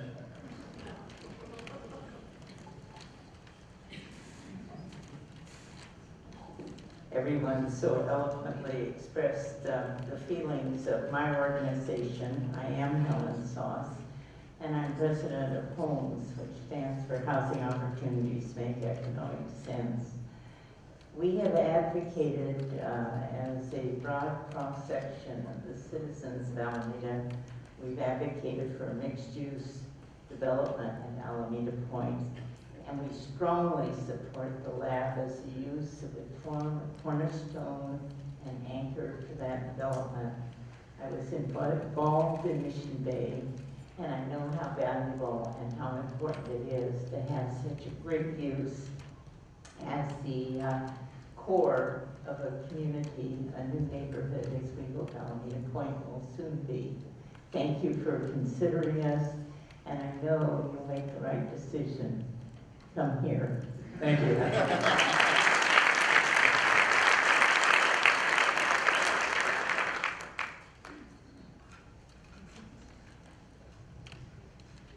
Good evening. I just want to address two comments, 2 points. And one is that the city of Alameda presents unparalleled quality of life in which not only the institution of LBNL, but more importantly, the individuals, your colleagues, and for those who choose to live in Alameda, your children can not only thrive, but also reach your full potential. And that doesn't happen by accident. It happens because you have a city council, you have a city hall, who never loses sight of what is important to all the businesses and the families here in Alameda, and that's maintaining the quality of life. As you look at the other cities, bear in mind that there's no other city who has as high a quality of life as does Alameda. You've got a city council, Mayor Gilmore, and new city manager John Russo, who's going to ensure that. Now, the other reason why you should seriously consider the city of Alameda is because we have a rich history of embracing new technologies, cutting-edge type of businesses, dating way back into the 19th century when Alameda became the last point of the Transcontinental Railroad, and back then, of course, the railroad was big. Or even into the 1950s when Alameda became the first city where a person-to-person long-distance telephone call was made. And even recently, into the late 1990s, Alameda embraced a company called Wind River, and former council member Lil Armridge worked hard in bringing Wind River here, and that company obviously created the operating system that allowed for the Mars rover to do its work on Mars. So and that happened all because you had city councils, you had governments, and you had businesses working together, and the fact that you had so many residents out here shows that we really get it. We really understand the work that's required to provide you the quality of life where you can thrive and reach your full potential. Thank you. These are our final. Thank you very much. You can put this, your microphone down, because I'll take over. Okay? Well, it might be a tool. I'll tell you what I would like to do first of all. I'm going to ask the people who came here tonight to give themselves, up them back, to give themselves a great big hand of applause and show the people from Lawrence Laboratory how much we care for them. Please.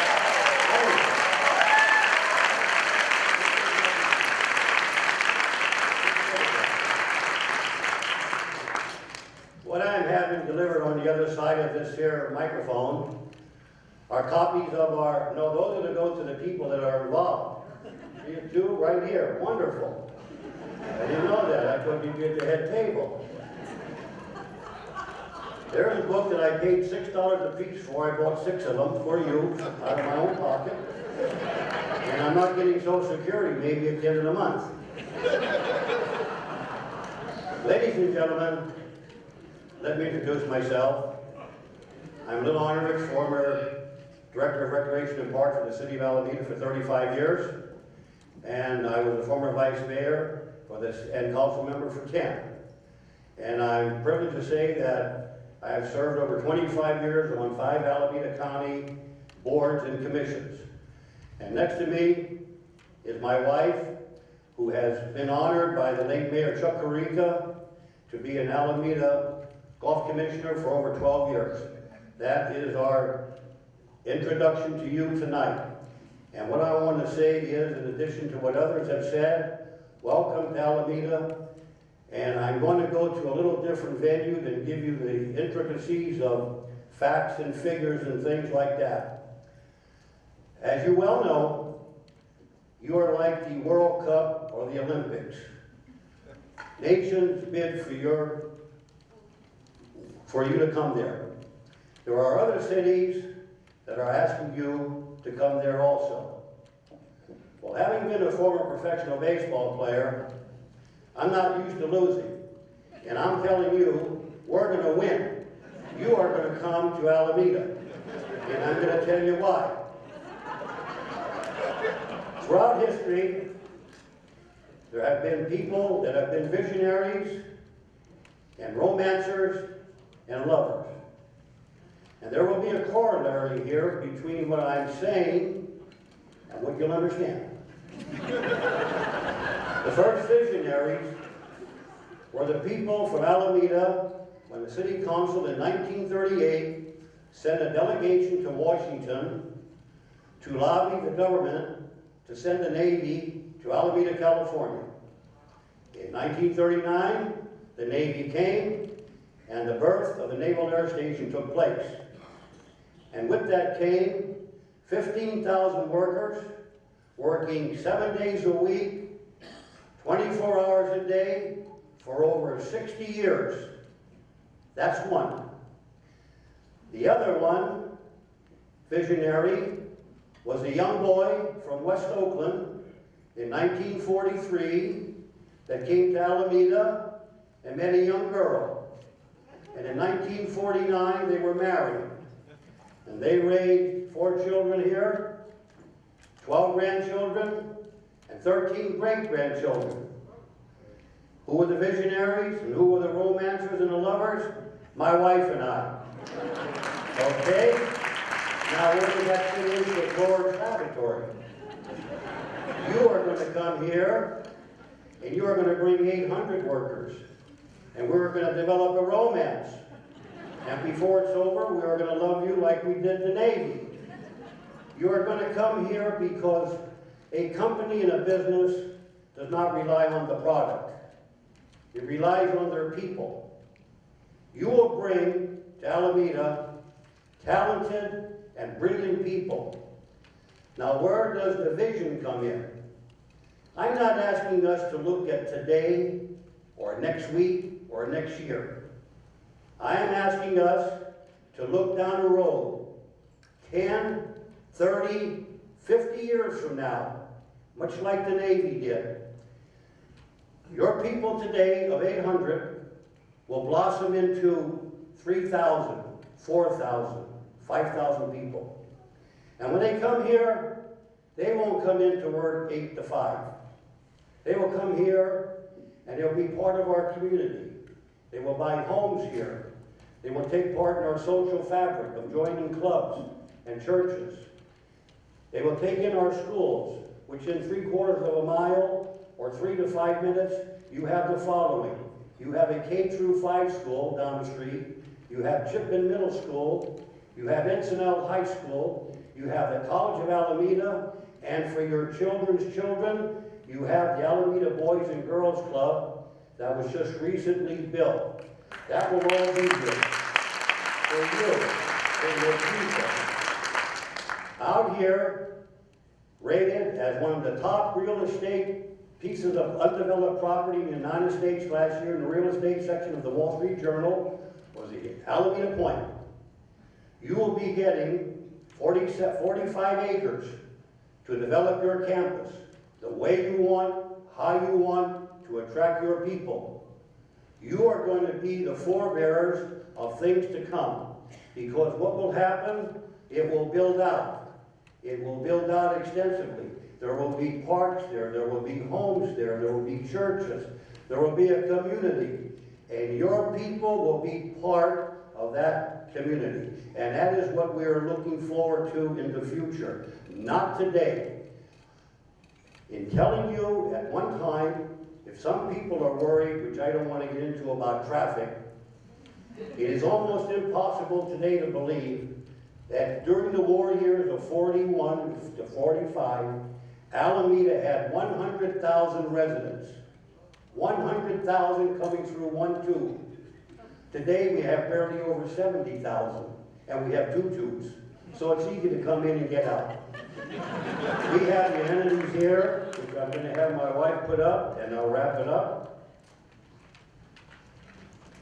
I want all of you to look at how you can turn this down.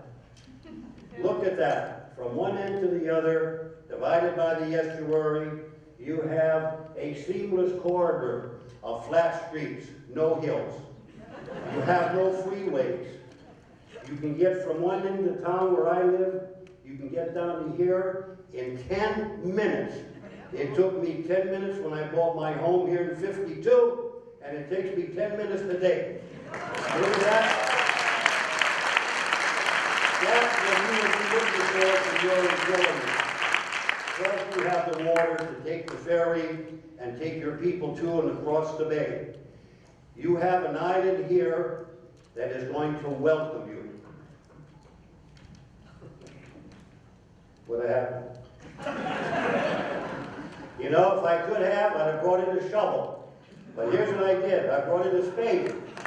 And when this meeting's over, I want the committee to meet us and the council outside, and we're going to turn over the first spade of dirt for the new campus tonight. Okay? That's what we're going to do. We're going to do that. We're going to do that. And if you remember, the late John F. Kennedy said, why should you come here? Well, my question and answer to you is, why shouldn't you come here? This is the place to come. Alameda, California, home of Lawrence Laboratory. And now, the finale. My wife is going to go on the stage because I want you all to see this. This is a surprise even to her. Last week, in Southern California, the royal family came here, and the governor and the state of California, move over closer, honey. I'm still the boss. Move over. The state of California rolled out the red carpet for the royal family. You know what we're going to do tonight? Roll out the red carpet for Lawrence Laboratory. Thank you very much. Thank you very much.